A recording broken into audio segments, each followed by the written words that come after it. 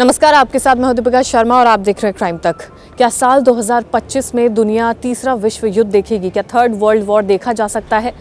कुछ ही दिनों में नया साल आ जाएगा और इस साल में यानी कि 2024 में दुनिया के कई ऐसे कोने हैं जहां पर हम जंग देख रहे हैं, संघर्ष देखने को मिल रहा है। तो आज इस एपिसोड में बात होगी ऐसी 5 जगहों की जहां पर ये जंग देखी जा रही है। अनुमान ये लगाया जा रहा है कि क्या नए साल में यानी कि 2025 में दुनिया को विश्व युद्ध देखना पड़ सकता है। तो सबसे पहले अगर बात होगी तो वो है रूस और यूक्रेन की, जो जंग काफ़ी लंबे समय से चलती हुई आ रही है और अभी तक ख़त्म होने का नाम नहीं लिया है। इसमें कोई सीज़ फायर नहीं है, लेकिन ये जंग अभी तक चल रही है। रूस और यूक्रेन के युद्ध को 3 साल लगभग पूरे होने जा रहे हैं।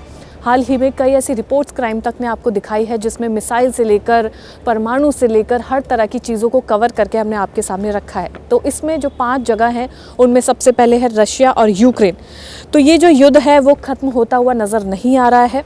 यूक्रेन को भी बाइडन ने लंबी दूरी की मिसाइल दागने की इजाज़त दे दी है। उसके बाद से रशिया भी काफ़ी ज़्यादा एक्टिव हो गया है। उसने भी कई जगहों पर अपने जितने भी वेपन्स हैं उनको और ज़्यादा स्टॉक में भरा है। इसके अलावा कई ऐसी जगहें हैं जहां पर उन्होंने अपने मिसाइल का युद्धाभ्यास भी किया है। हाल ही में ओरेशनिक मिसाइल जो काफ़ी ज़्यादा शक्तिशाली ताकतवर मानी जाती है उसका भी उन्होंने युद्धाभ्यास किया है।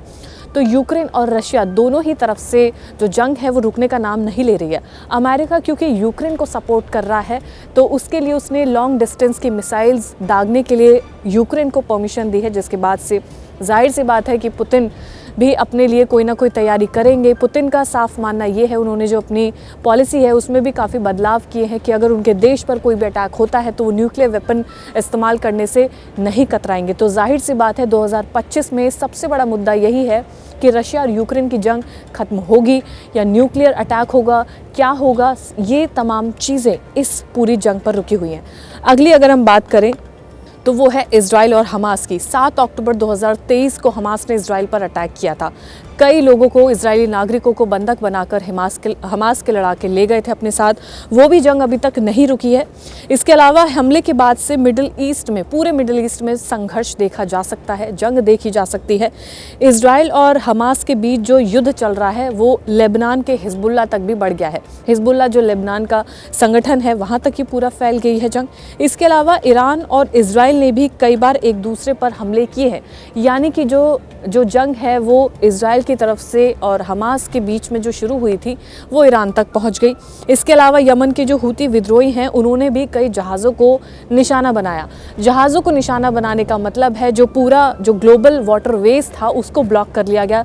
जितना भी इंपोर्ट एक्सपोर्ट था वो काफ़ी ज़्यादा उसमें नुकसान देखने को मिला है। कई ऐसी बड़ी शिप्स हैं जिनको हाईजैक करने की कोशिश की गई, जिनको रोकने की कोशिश की गई, जिनको डाइवर्ट करने की कोशिश की गई, लूटने की कोशिश की गई। तो जो बिजनेस का जो था इम्पैक्ट था उस पर काफ़ी ज़्यादा असर देखने को मिला है क्योंकि पूरी वाटरवेज पे ये पूरी ब्लॉकिंग की गई थी। इसके अलावा हिजबुल्ला और इजराइल के बीच भी युद्ध विराम देखा गया, लेकिन वो ज़्यादा ठीक तरीके से नहीं चल पा रहा है। उसके बाद भी कई ऐसे अटैक्स देखे गए हैं और हालांकि ट्रंप ने भी हमास को चेतावनी दी है।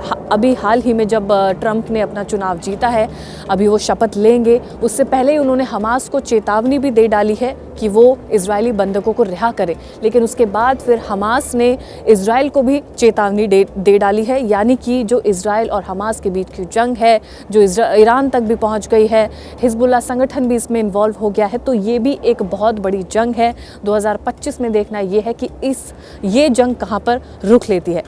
इसके अलावा अगर हम बात करें तो साउथ कोरिया और नॉर्थ कोरिया के बीच का मतभेद जो काफ़ी समय से चलता आ रहा है।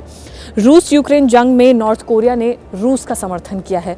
रूस को नॉर्थ कोरिया ने अपने सैनिक भेजे हैं। रिपोर्ट में कई जगह दावा किया गया है कि नॉर्थ कोरिया ने अपने सैनिकों की टुकड़ी रूस को भेजी है क्योंकि रूस और यूक्रेन जंग में लगातार सैनिकों की कमी बहुत ज़्यादा देखने को मिल रही है। नॉर्थ कोरिया के सुप्रीम लीडर किम जोंग ने इस फैसले के लिए, जब उन्होंने ये फैसला लिया उसके बाद से पूरा का पूरा कोरिया हिल गया था, जहाँ पर सैनिकों की टुकड़ी रशिया भेजी गई। साउथ कोरिया नॉर्थ कोरिया के बीच हाल में तनाव देखा गया है और काफ़ी ज़्यादा तनाव देखा जा चुका है। उत्तर कोरिया ने अपनी ओर मौजूद सड़कों को बम से भी उड़ा डाला है, यानी कि नॉर्थ कोरिया और साउथ कोरिया के बीच का ये मतभेद लगातार देखा जा रहा है। साल 2025 में इन दोनों के बीच में भी क्या होगा, ये भी एक बहुत बड़ा मुद्दा है। इसके अलावा अगर हम अगली बातचीत करें तो वो है चाइना और ताइवान। ताइवान समुद्र खंड पर भी जंग का खतरा मंडरा रहा है। इस बीच में भी काफ़ी ज़्यादा झड़पें चल रही हैं। ताइवान को लेकर चीन और अमेरिका आमने सामने हैं। ये जो है ये फ्रंट पर है चीज़ें कि अमेरिका और चीन आमने सामने हैं। चीन का कहना है कि ताइवान उसका हिस्सा है, इसके अलावा जिस पर वो कब्जा करेगा, ऐसा चीन का कहना है। चीन इसलिए भी अपनी नौसेना को लगातार मजबूत कर रहा है क्योंकि जंग किसी भी वक्त देखी जा सकती है। टुकड़ों के पीछे, ज़मीन के पीछे, देश के पीछे लगातार कई जंग कई देशों में देखी जा रही है। अमेरिकी राष्ट्रपति जो बाइडेन ने कहा था कि चीन अगर ताइवान पर हमला करता है तो वो अमेरिका मदद करेगा, यानी कि अमेरिका मदद करेगा अगर ये हमला होता है तो। लेकिन ट्रंप के आने के बाद स्थिति काफ़ी ज़्यादा बदल सकती है। ट्रंप क्या फैसला लेते हैं वो भी देखा जाएगा।